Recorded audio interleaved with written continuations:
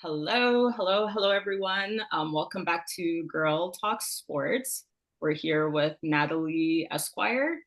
And Natalie, I guess I'm just going to ask you to jump into it. Tell us a little bit about yourself, who you are, what you do in this wonderful world of sports. We can just start from the beginning. Let's see if I can keep this short and sweet, but I currently work for NBC Sports, and I originally joined NBC Sports as a producer for a show called Brother from Another, which recently ended. So I am a producer, but I'm a content creator. So I create various kinds of content, and I also appear on camera. So depending on who you talk to, some may view me as like a talent, but um, I do a variety of things. So I will be uh producing something else in the fall. Uh, you know, that'll be announced when it's announced. So, but I will be producing something else come fall. And I will be associate producing for the Olympics, which is upcoming. Oh, And like I said, I regularly create content. Uh, I like to think of myself as someone who really talks about the intersection of sports, race, and culture. So, like any topics around that are always going to interest me. But in terms of actual leagues and that I tend to focus on, it's the NBA and WNBA. And I started as an NBA person, NBA girly. And then I expanded into the W and college, so women's just basketball in general. And so my coverage includes talking about it, commentating on it. It includes going to games, speaking to players, going to major events like WNBA All-Star, which will be this weekend, which I'll be attending. So, and then I'll create content based on that. So I do a variety of different things. I also put out like weekly power rankings of the WNBA. So I'm not a writer. I actually don't enjoy writing, but I do the power rankings. I have moments. I did like a video essay earlier in the year, and a lot of times people do those and they voice over it and someone else writes it, but I wrote okay. my own. Um, so I like doing that kind of content, but I don't love writing, so it usually takes time for me to put together. But I really feel like if I'm going to tell a story and do a video essay, I want it to be me who wrote it because it's. So yeah, I just do a variety of different things, but I'm actually a lawyer by training. So Really? um, Okay. That yeah, threw so me for a loop there. I did go to school for like communications, but I then ended up going to law school. And so once I did that, my career took like a different trajectory from what my bachelor's was intended for. But I didn't love practicing law. And I eventually made my way back into the, if you will, sports media entertainment space. And yeah, now I'm here where I belong. And Right. so the way that I got here is very untraditional, but it basically it's going to sound simple, but it wasn't. So I don't want to oversimplify it. And I don't want to do that for a reason because I don't want people to think it's that easy. It's not. Um, and you definitely need a little luck and to meet the right people. But really, I got to sports because I created a brand. I was a woman who talks about sports, mostly NBA at the time. And I created my own podcast, and uh, that got on the radar of NBC. And then I was invited to appear on the show that I was producing for Brother from Another.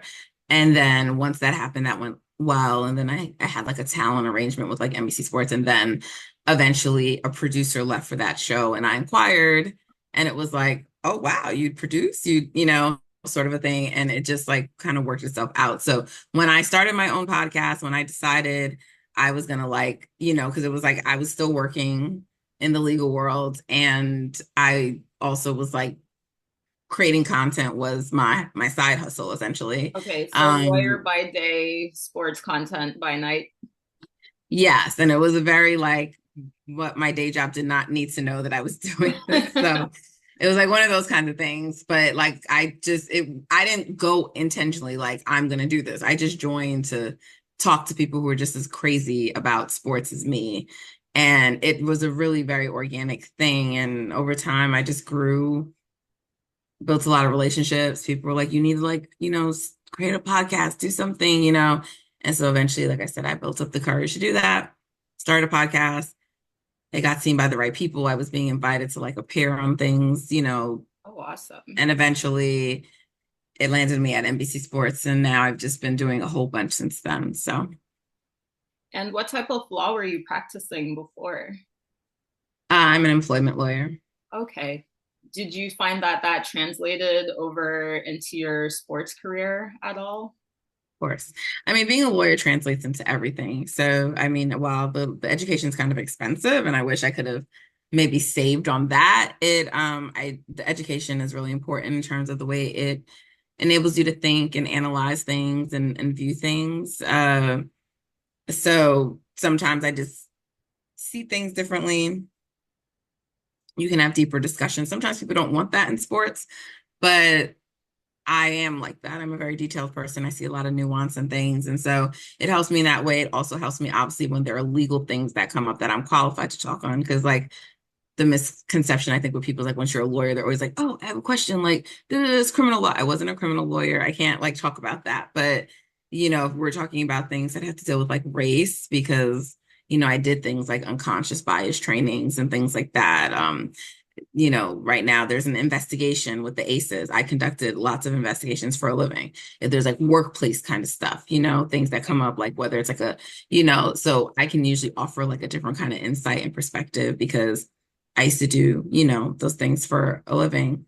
And so it's helpful in that way.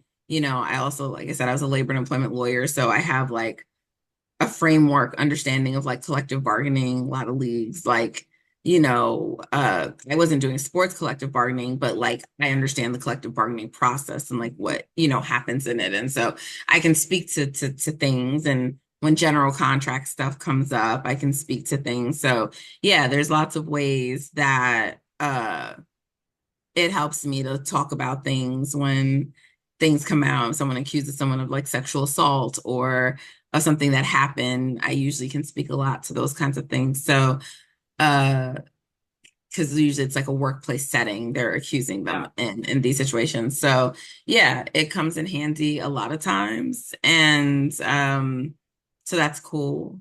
And it also prepares me because I'm a lawyer. So asking questions, like a lot of people will say to me, like, you're so good at this already. I think I have a lot of growing to do. So I always appreciate when people say that.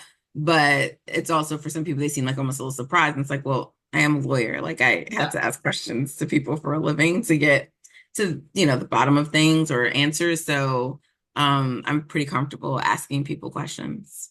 And I guess that whole the equal pay discussion, I know with Dawn Staley at the ESPYs, when she made that comment about, how much she earned versus her value. Again, that sort of reignited that conversation on social media. And sometimes you see some of the comments and they're so uninformed. And I mean, I'm no expert on the topic myself, but have a little bit of common sense in the matter. But I think you're actually like equipped with the technical knowledge to have that discussion. Yes. So things like that, all those kinds of things. Yes. So there's definitely transferable skills. Like it's why even though I hate writing, I can still write, Yeah. but there's different kinds of writing. Like I don't have like, I don't consider myself a creative writer. I don't have like that kind of pen, but I can write something and it, um, be well received because I know how to write. So there's a lot of transferable skills. And, also like I've worked on like the business side of legal as well. I've done product management, I've done product marketing, business development. So even when once I started looking at myself as like a brand versus just, oh, I'm this girl who tweets, like what kind of content I should put out, what is my brand, what moves the needle for me, what gets engagement. Like I had to learn some of that stuff, but I also had like a good understanding. Like, okay, well, I'm going to tweet something. What's the call to action going to be? Like, what am I going to put in there? Those were all things I did like on the business side, you know? And then also like I did a lot with like market research and market data and like competitive intelligence and all this kind of stuff. So when you produce like producing for a show, it was a live TV show, but we were a streaming show. We weren't a linear television show. And so that's a very different thing. So like paying attention to our performance, the numbers, the trends, all of that kind of stuff. That stuff I had like a lot of experience with. So it all like translated. And what type of software did you use to track all that, like the performance and the numbers? Yeah, I mean, so I worked like the side of the business that I used to work for when I was in this kind of stuff.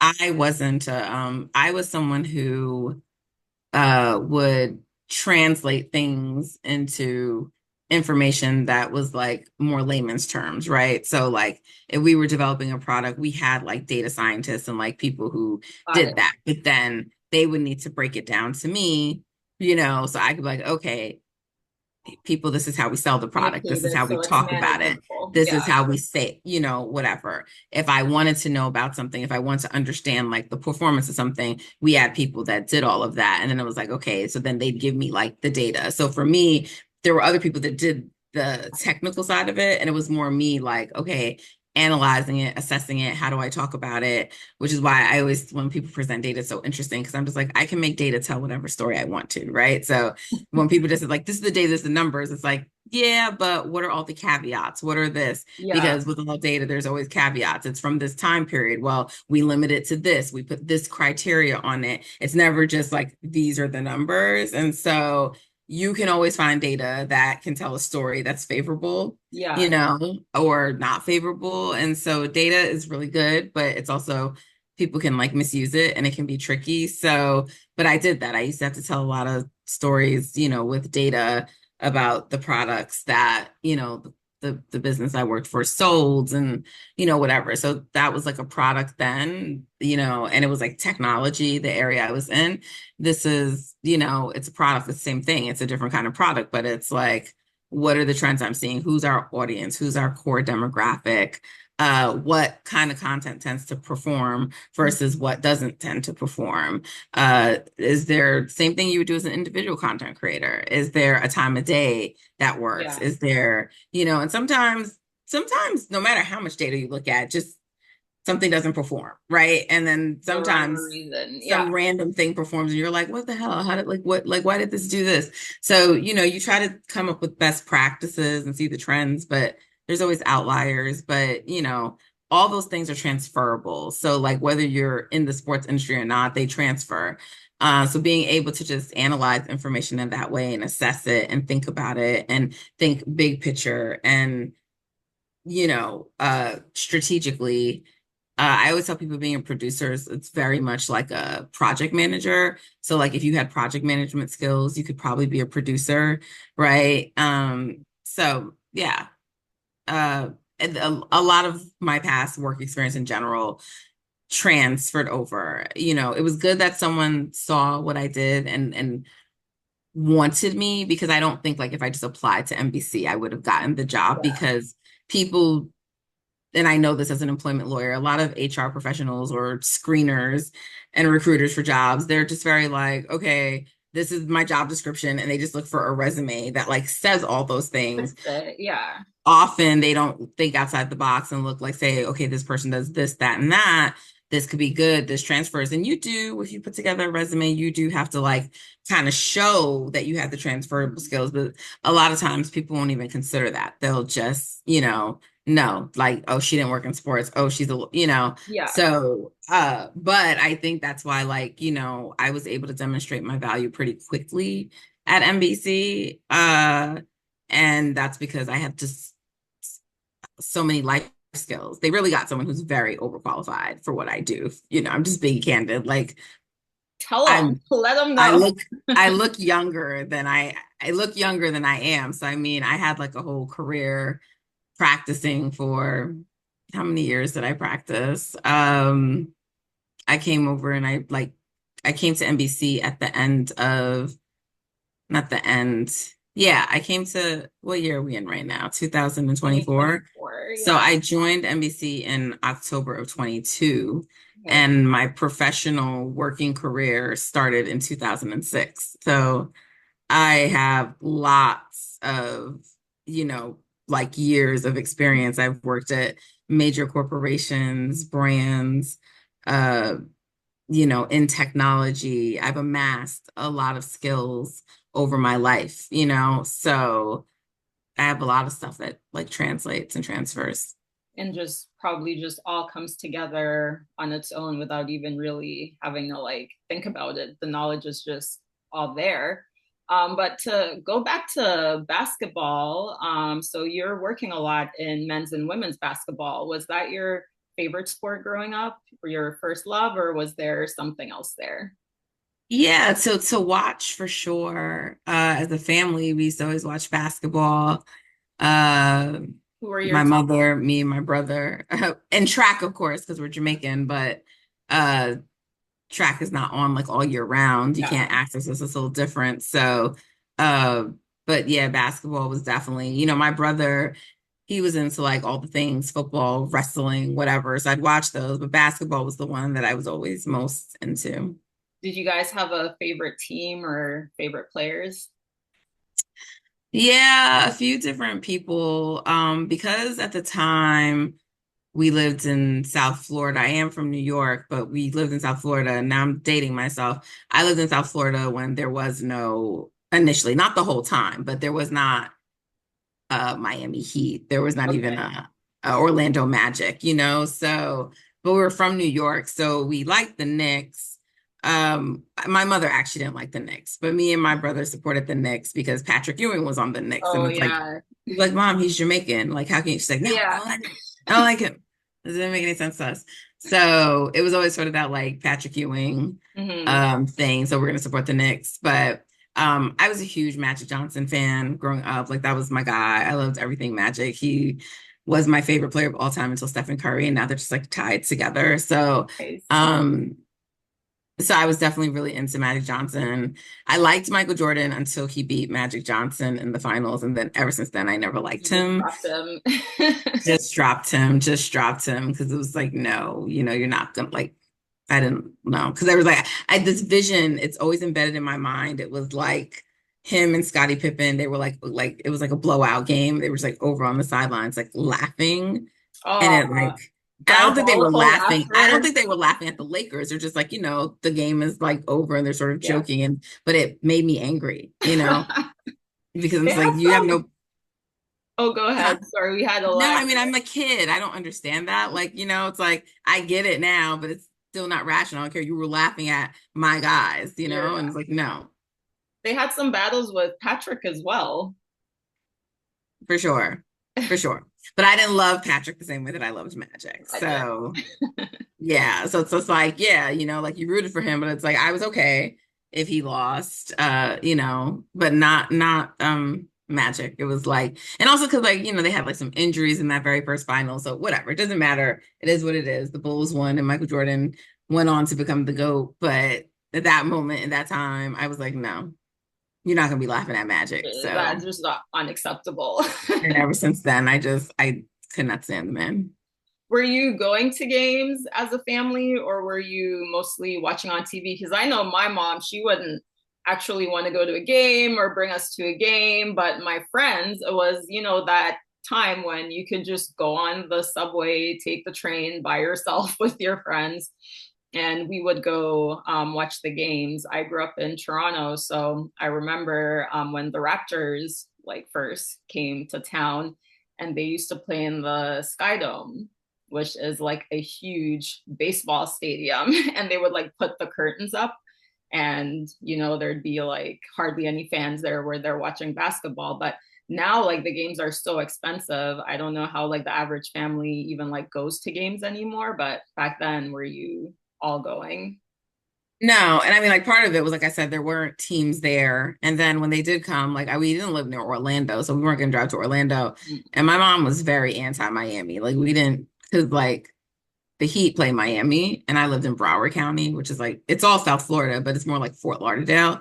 It's more Okay. north, so it's a different county. So it's like I hung as like a teenager, like I hung out in Miami all the time. But my mom, it's sort of like you'll know this, like as a Jamaican, but how a lot of people like if you're in country or from whatever, they're like, nah, I don't go to Kingston. I You don't, stay where you are from. Like my like, grandfather, I think he's never like really spent overnights outside of his town or where he lived unless he was working and he was like away on a trip. There's no reason to go like leisurely visit another neighborhood in their opinion. yeah. So we didn't do that. So it was all on TV.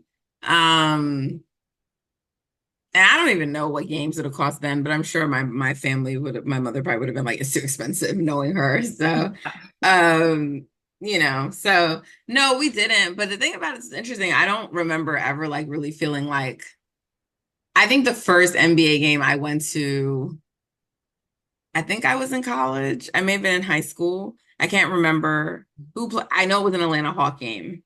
I was in Atlanta.